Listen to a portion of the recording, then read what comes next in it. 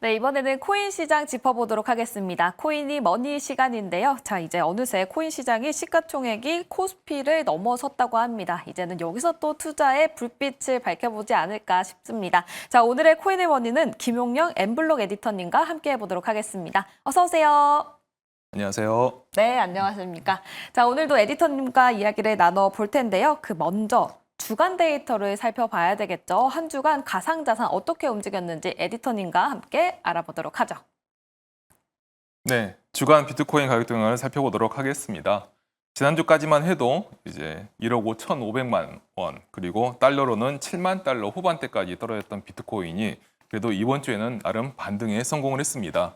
여기 주간 가격 차트가 나오고 있는데요. 차트를 보면은 지난주에 하락했던 비트코인 가격이 이제 이번 주에는 상승해서 어느 정도 회복했다는 것을 확인할 수가 있죠. 하나로는 최대 1억 2,300만 원, 그리고 달러로는 8만 5천 달러를 넘겼습니다. 그리고 오늘은 이제 1억 1,900만 원대여서 전날 대비 약 0.7% 상승한 가격을 보이고 있습니다. 지난주 트럼프 행정부가 이 상호 관세를 90일 유예한다고 발표한 데 이어서 이번 주에는 반도체, 스마트폰과 같은 이런 첨단 전자제품에 대한 관세를 이제 제외하기로 이제 결정을 한 것이 이제 증시를 포함한 암호화폐 시장에도 호재로 작용을 했습니다. 트럼프 대통령은 말 한마디 한마디에 들썩거리는 증시와 비슷한 양상이라고 할 수가 있겠습니다. 특히 이 중에서 눈여겨볼 점은 이제 8만 달러, 하나로는 약 1억 1,500만 원대에 형성된 심리적 지지선인데요. 이 지지선은 작년 대선 당시 트럼프 대통령의 당선이 유력해지던 11월에 이제 형성된 선이라고 할 수가 있습니다. 지난 3월 초에 그런데 이제 암호화폐 비축 자산과 관련해서 잡음이 생기면서 이 선이 한번 깨졌죠. 얼마 전에도 그리고 또 깨졌고요.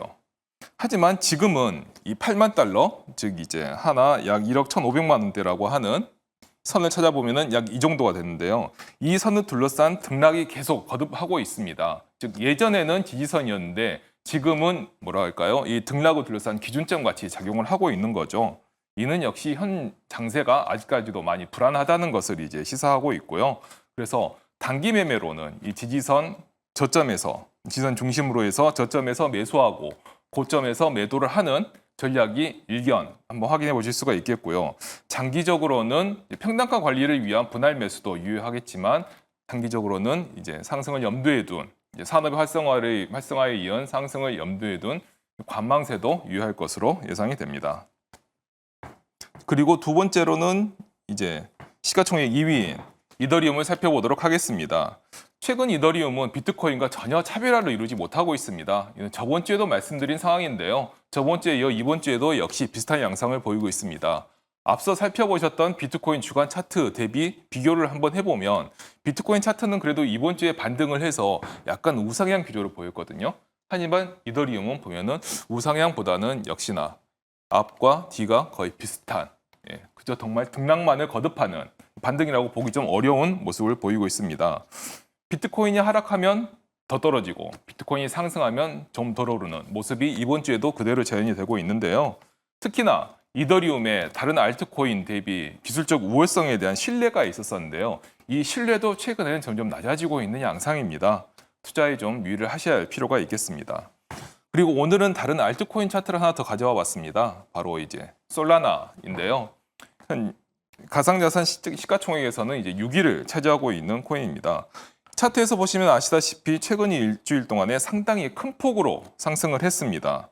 요즘 암호화폐 시장에서의 가장 큰 호재는 역시 금융 관련 소식입니다. 솔라나도 마찬가지인데요. 캐나다에서 세계 최초로 솔라나 현물 ETF를 승인한 것이 아주 큰 호재로 작용을 했습니다. 특히 현물 ETF는 이 암호화폐 시장에 새로운 자금의 유입 경로로 작용하기 때문에 이를 통해서 유동성이 대폭 확대되는 효과를 낳습니다. 따라서 큰 호재로 작용하죠. 이미 작년 하반기에 에토스, 스위와 같은 몇몇 알트코인들이 유럽에서 ETP가 출시되면서 큰 폭으로 오른 바 있습니다.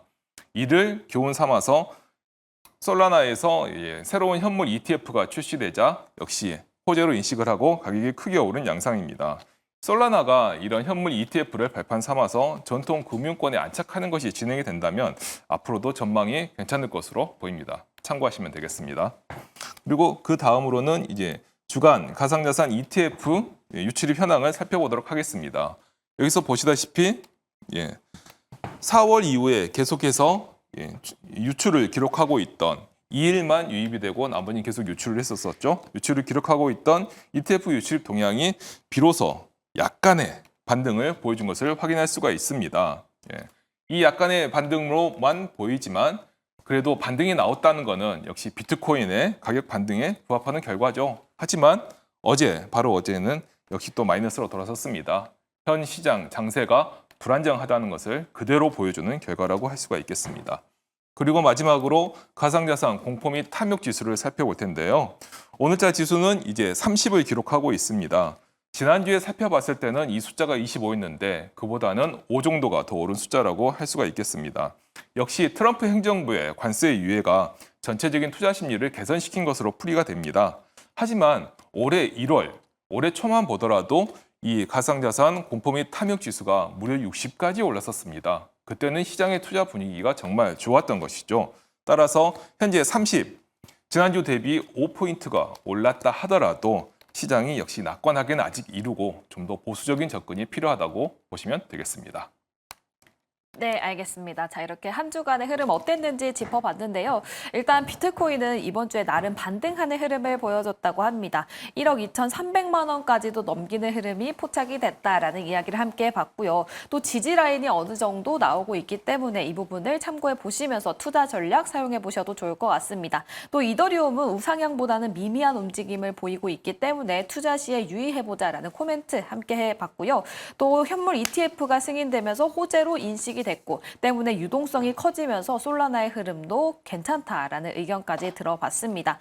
또 가상자산 ETF 입출입 상황을 살펴봤을 때 4월 이후에 유출되는 흐름이 굉장히 우세했었지만 이번 주 주간 데이터에서 아주 약간의 반등이 나왔다고 합니다. 하지만 어제 또다시 마이너스가 보이면서 아직까지 시장의 상황이 그렇게 우호적이지만은 않다라는 이야기를 함께 해주셨고요. 또 마지막으로 심리 지표를 살펴봤을 때 투자 심리 살짝은 올라갔기는 했지만 여전히 시장이 불안정하다라는 코멘트 함께 해봤으니까요. 이 부분 모두 참고해보시면 좋을 것 같습니다. 자, 그렇다면 이제 김용영 에디터님과 함께 심층 분석으로 넘어가 볼 텐데요. 오늘도 총 3가지 이슈 짚어보도록 하겠습니다. 자, 먼저 첫 번째로 비트코인이 사실 2달째 좀 횡보세를 보이고 있습니다. 시장이 변화될 만한 그런 이슈가 나올 거리가 없을까요? 네, 2달째 행보라고 하니까 이제 모든 투자자분들이 그에 대한 관심을 좀 주실 것 같습니다. 이제 말씀하신 것처럼 8만 달러를 두고 계속해서 등락을 거듭하고 있는데요. 참 시점을 잘 살펴보면 작년 11월 이제 비트코인이 급등을 해서 8만 달러 훌쩍 넘겼었죠. 한때 10만 달러까지 가기도 했었는데요. 4개월 만에 이제 3월에 이제 급락을 하면서 횡보 장세가 이제 시작이 됐습니다. 3월 이전까지만 해도 이제 상승장이라고 볼 수 있고 투자 심리도 개선이 됐었습니다만 3월 이후부터는 전형적인 횡보 장세입니다. 이렇게 앞서 급등과 급락이 2번이 이렇게 일어났는데 이에 대한 이유를 알면 이제 변화를 전망할 수가 있겠습니다. 사실 급등은 많은 분들이 아시는 것처럼 친암호화폐 대통령이 트럼프 대통령의 당선을 꼽을 수가 있겠습니다. 트럼프 대통령의 암호화폐 우호적인 기조가 가장 큰 영향을 줬다고 할 수 있고요. 그래서 이 당시의 상승은 정말 말 그대로 트럼프 하나만 믿고 가자라고 좀 정리할 수가 있겠는데요. 3월 하락은 바로 이 같은 유일한 이유였던 트럼프에 대한 신뢰가 깨졌기 때문에 급락했다고 할 수가 있습니다. 암호화폐 전략적 비중 얘기를 하면서 비트코인이 아닌 다른 알트코인을 얘기한 것이 결정적인 이제 흠집을 냈고요. 이래서 트럼프 진정성에 이제 큰 훼손이 간 상태입니다. 그리고 사실 이전에 이제 당선돼서 이제 취임하기 이전에 본인의 민코임을 발행한 것도 약간의 의구심을 자아낸 것이 사실입니다. 따라서 결국 현재 비트코인 시장이 반등을 하려면 이 신뢰도를 회복하는 게 가장 확실한 방법이라고 할 수가 있겠습니다. 그 신뢰도를 회복하는 방법은 이제 트럼프 대통령 그리고 트럼프 행정부가 암호화폐를 지지하고 있고 이 지지한 것을 가지고 친암호화폐 정책을 펼쳐서 그에 대한 결과가 이제 나와야 투자자들이 어느 정도 신뢰한다는 것으로 이제 받아들일 수 있겠습니다. 이제 더 이상 립서비스는 이제 많이들 지쳤거든요. 그렇기 때문에 현재 논의되고 있는 스테이블 코인 관련 법안, 지니어스 액트라고 불리는 법안인데요. 이 법안이 좀 빠르게 의회에서 통과가 되는 결과를 나오거나 아니면은 데이비드 sak스이죠. 크립토 짜르라고 하는 이 직책을 가지고 있는 현재 미국 백악관에서 이제 크립토 관련한 정책을 총괄하고 있는 이 짤을 중심으로 해서 암호화폐 산업 진흥 정책이 정말 말 그대로 구체적으로 나와야만 이제 반등의 기회가 마련될 것이고요. 이를 주시해 보시는 것도 이제 시장의 변화를 좀 알 수 있는 신호라고 할 수 있겠습니다.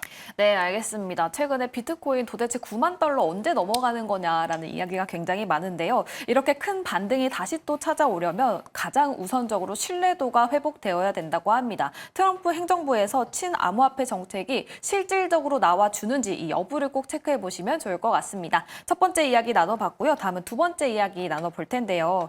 최근에 파월이 암호화폐를 언급했습니다. 이 부분에 대해서 시장에서는 긍정적으로 반응을 하고 있는 건지 아니면 좀 부정적으로 해석을 하고 있는 건지 궁금합니다. 네. 사실 미국의 전통적인 금융기관에서는 그리고 금융당국에서는 사실 암호화폐에 대해서 거의 묵묵부답을 해왔었습니다. 그렇죠. 예전 바이든 정부 때 그게 정말 뚜렷하게 볼 수 있었던 건데요.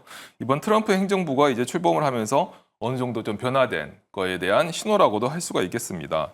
제롬 파월 미 연방준비제도 의장이 이제 16일 날 한 연설장에서 암호화폐와 스테이블 코인 그리고 특히 은행의 암호화폐 산업 접근에 대해서 꽤 의미 있는 발언을 했어요. 일단 하나씩 짚어보면은요.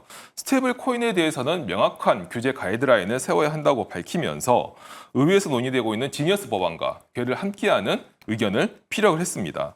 이렇게 명확한 규제 가이드라인을 세워야 한다는 발언은 이 규제 가이드라인에 따라서 스테이블 코인 산업을 좀 발전시키겠다, 지원하겠다라는 의미로도 해석을 할 수가 있고요.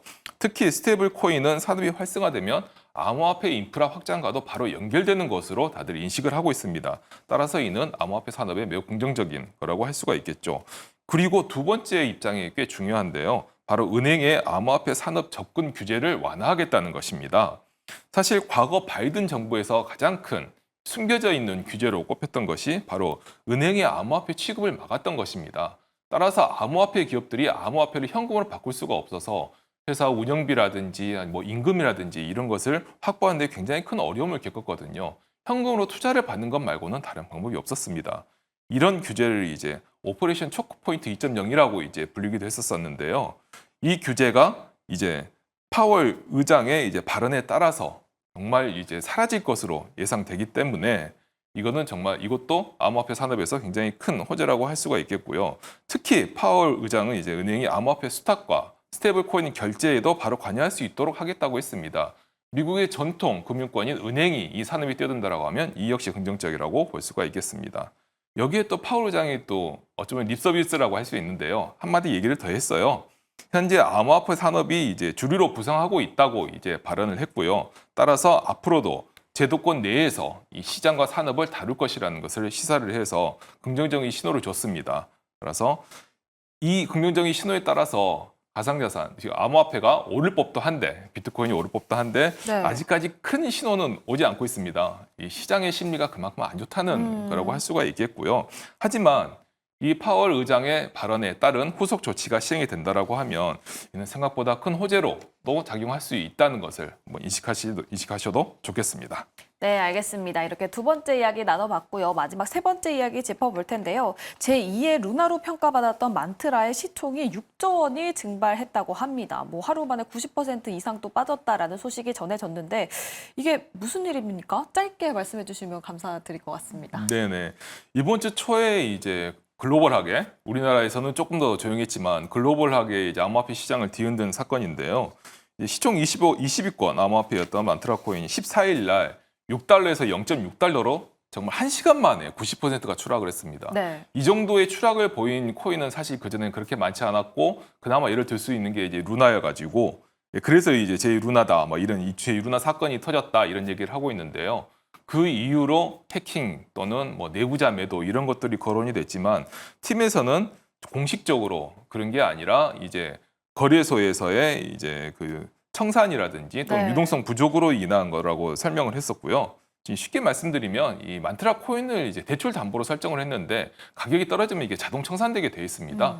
이 자동 청산이 연쇄적으로 일어나면서 마치 예전에 루나에서 있었던 이른바 데스 스파이럴이라고 부리는 가격 하락이 이제 연쇄적으로 일어나는 이런 사건이 발생했던 건데요. 이게 굉장히 이제 해외에서는 큰 충격을 줬지만 국내에서는 사실 충격이 덜한 게 이 빗썸이나 업비터와 같은 이런 대형 거래소에 이 만트라 코인이 상장되어 있지 않았습니다. 그래서 국내 투자자들은 비교적 피해가 적었다고 할 수 있겠습니다만 해외에서는 그래도 상당히 큰 충격을 가졌었고요. 이는 현재 암호화폐 시장이 아직도 초기 단계이며 투명성이라든지 아니면 유동성이라든지 이런 시장 안전장치가 부족함을 시사하고 있습니다. 이 코인 가격이 6달러에서 0.5달러까지 떨어졌다고 하는 것은 이 얼마나 많은 투자자들이 그에 따라 손실을 입었겠습니까? 전혀 예상치도 못한 사건이었었고요. 따라서 이는 팀 내부자 물량 이런 거에 대한 더욱 정교한 감시와 관련 규제가 필요함을 일깨워주는 사태라고 할 수 있고요. 하지만 이제 만트라에서 공식적인 입장이 팀 내부가 관여하거나 부도덕한 일이 있지 않았다라고 이제 공식적으로 말하고 있고 그에 따른 자료도 많이 내놨습니다. 따라서 이 팀의 재건을 한번 믿어보고 한번 관찰을 해보고 이 코인 가격이 또 얼마나 많이 회복되는지를 살펴보는 것도 좋겠습니다. 네, 알겠습니다. 이 만트라에서는 토큰 가치를 회복하기 위해서 대규모 소각 프로그램을 추진한다라는 이야기까지 있으니까요. 함께 참고해 보시면 좋을 것 같습니다. 자, 이렇게 코인 시장은 김용령 에디터님과 함께 봤습니다. 이제 야간투자본부 2부 여기서 인사드릴 텐데요. 저희는 다음 주 월요일에 다시 또 찾아뵙도록 하겠습니다. 늦은 시간까지 시청해 주신 여러분 고맙습니다.